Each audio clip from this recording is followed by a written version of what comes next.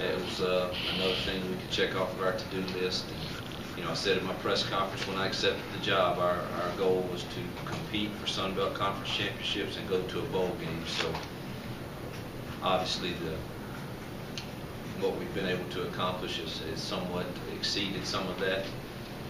But certainly being able to play in the postseason, I know how much these fans here, which are some of the best people I've ever been around, I know how much that means to them and to our seniors especially, to go out like that, because the seniors had been through a lot of lean times and for whatever reason hadn't gotten over the hump in a lot of games to win games, and for them to go out playing on a national stage in a bowl game, it's very gratifying.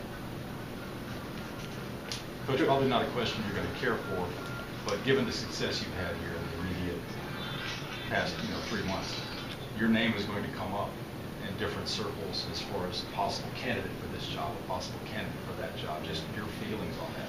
Well, it's another thing that I'm guarded that it doesn't affect us, and I actually talked to our team last night in regards to that and told them it is a total compliment to what you guys have done.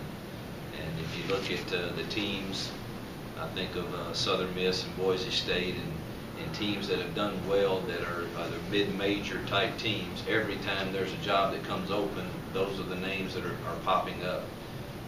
Or Lafayette, or it seems like every time a job comes open, there's those names are the ones popping up. And I just told our kids it's because of your success that all of that's happening, and that is unfortunately because of the internet and the way college football is covered. It gets widespread so fast.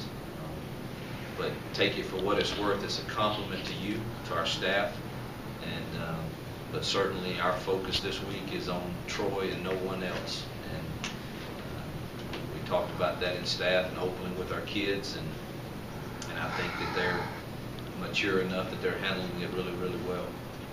Given your roots in Memphis, given the recent developments in Memphis, any chance at all you might receive a phone call from the Tigers you might entertain? You would have to ask the people in Memphis as to whether or not I've not received any calls from Memphis, but other than all my friends back there, to let me know it was open.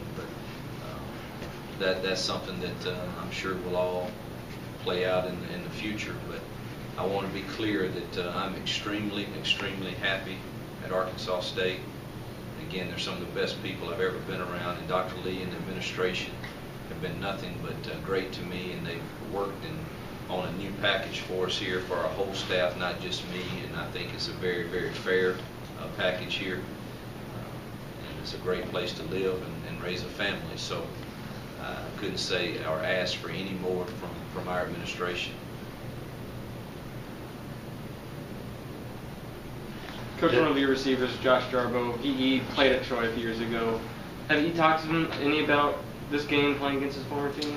Not yet. I'm sure I will. The only thing I messed with him last night about was his hair color when he came back from the holidays, and asked him where I could get mine done like that. He thought that was kind of funny, I think, but not that I'm going to do mine, but he does have we had a couple come back with unique hair colors. In fact, so I haven't talked to him about that yet. I try not to. I will in time to make sure that his emotions are in check.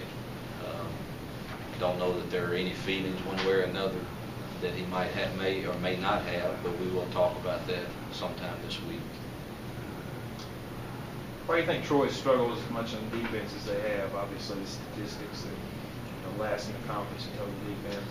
Well, they hadn't been able to stop the run in games, which if you can't stop the run, it certainly makes offenses feel like they can do a lot of things.